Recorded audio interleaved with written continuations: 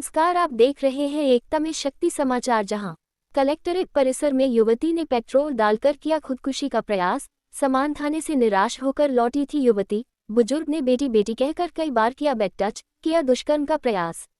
शुक्रवार की दोपहर कलेक्ट्रेट परिसर में उस समय अफरा तफरी का माहौल निर्मित हो गया जब कलेक्टर कार्यालय के मेन गेट पर एक युवती ने स्वयं पर 1 लीटर पेट्रोल डालकर आत्मदाह की कोशिश की। समय रहते कार्यालय में आवागमन कर रहे अधिकारियों ने तत्काल मामले की जानकारी परिसर में मौजूद पुलिसकर्मियों को दी, जिसके बाद मौके पर पहुंचे पुलिसकर्मियों ने युवती के हाथ से माचिस छीनते हुए पीड़िता को अपनी सुरक्षा में ले लिया। बताया गया है कि युवती एक बुजुर्ग द्वारा की गई छेड़छाड़ से आहत थी। पीड़िता के मुताबिक वह एक संस्थान में काम करती थी जहां यह आरोपी अक्सर आया जाया करता था और वहां अच्छी नौकरी दिलाने की बात किया करता था। शुक्रवार की सुबह युवती अच्छी नौकरी पाने की लालसा में आरोपी के घर गई थी, जहां बुजुर्ग बेटी बेटी कहकर कई बार बेड टच करते हुए दुष्कर्म का प्रयास किया। पीड़िता इसी पूरे मामले की शिकायत लेकर वह सामान थाने भी पहुंची, लेकिन वहां मौजूद पुलिसकर्मियों ने पीड़िता को थाने से भगा दिया, जिसके बाद निराश युवती ने कलेक्ट्रेट कार्यालय के मेन गेट में स्वयं पर पेट्रोल डालते हुए खुद को आग के हवाले करने का प्रयास किया है। पूरे मामले की संज्ञान में आते ही जिला कलेक्टर प्रतिभा पाल ने पीड़िता को सांत्वना देते हुए आरोपी सत्यनारायण पांडे के विरुद्ध तथ्यों के आधार पर प्रकरण पंजीबद्ध करने के निर्देश पुलिस को दिए हैं।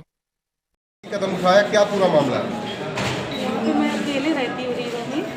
मेरे जो मेरे पति हैं उनसे मेरे 4 महीने पहले मैं उनसे अलग रहती हूँ। हालांकि डिवोर्स नहीं हुआ है, वो बाहर रहते हैं। तो यहाँ पे मैं पहले गुरु कृपा एजेंसी में जॉब करती थी। तो वहाँ पे एक अंकल है, वो आते थे, सत्यनारायण पांडे नाम है उनका। वो चिरौला में चरसिया नर्सिंग कॉलेज में वो प्रोफेसर है और रिटायर्ड है।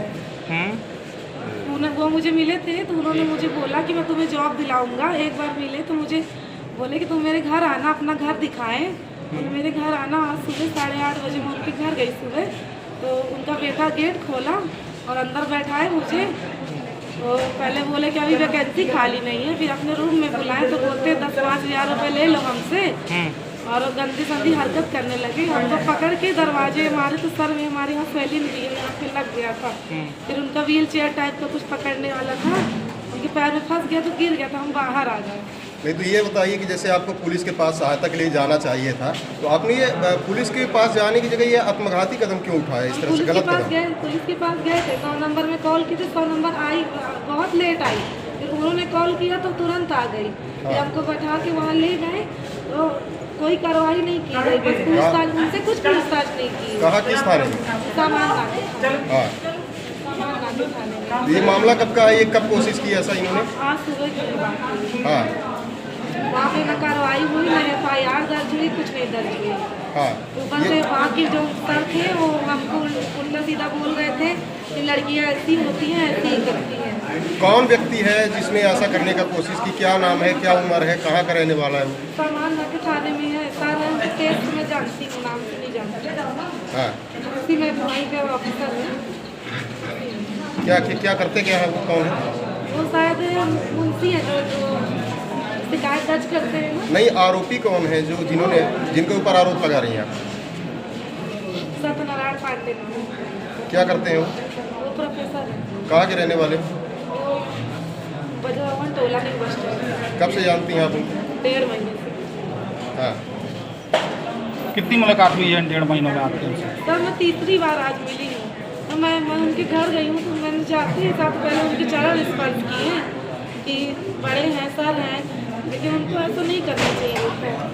मैंने कंप्लेन की तो ऊपर से बोलते हैं कि मेरे पास वकील है, सब है, तुमको उल्टा फंसवा दूँगी। किस काम के लिए गए थे आप उनके पास? मैं उनके पास जॉब के पर्पज से गई। कोशिश क्या की? उन्होंने? हाथ पकड़ के हमारा खींचे हैं बेड की तरफ, फिर हम छुड़ाने की कोशिश की हैं तो सर में मैं गेट लगाए, कमर गलत तरीके से टच कर रहे। बोल रहे थे जहाँ पाऊंगा तो मरवा दिया। ये कौन बोला? ये सत्यनारायण साहब, उनके साथ का एक वकील बोल रहे थे, मैं वकील हूँ, उन्हीं के साथ हूँ। बोलते मैं वकील हूँ, मैं कुछ भी कर सकता हूँ, कानून पढ़ा हूँ, हमें कहीं भी चल के मरवा दूँ। जान से मरवाने की धमकी दी। न्यायालय के सामने इस तरह से आत्मघाती कदम उठाया, क्या प्रथम दृष्टिया मामला समझ में आया? एक आवेदिका आई थी, वो उनकी शिकायत थी कि एक विषय में उन्होंने थाने को अप्रोच किया होगा और वहाँ पर उनकी FIR रजिस्टर नहीं की गई थी, इसलिए वो बहुत परेशान थी और यहाँ पर अपनी इसी एप्लीकेशन के साथ में आई थी।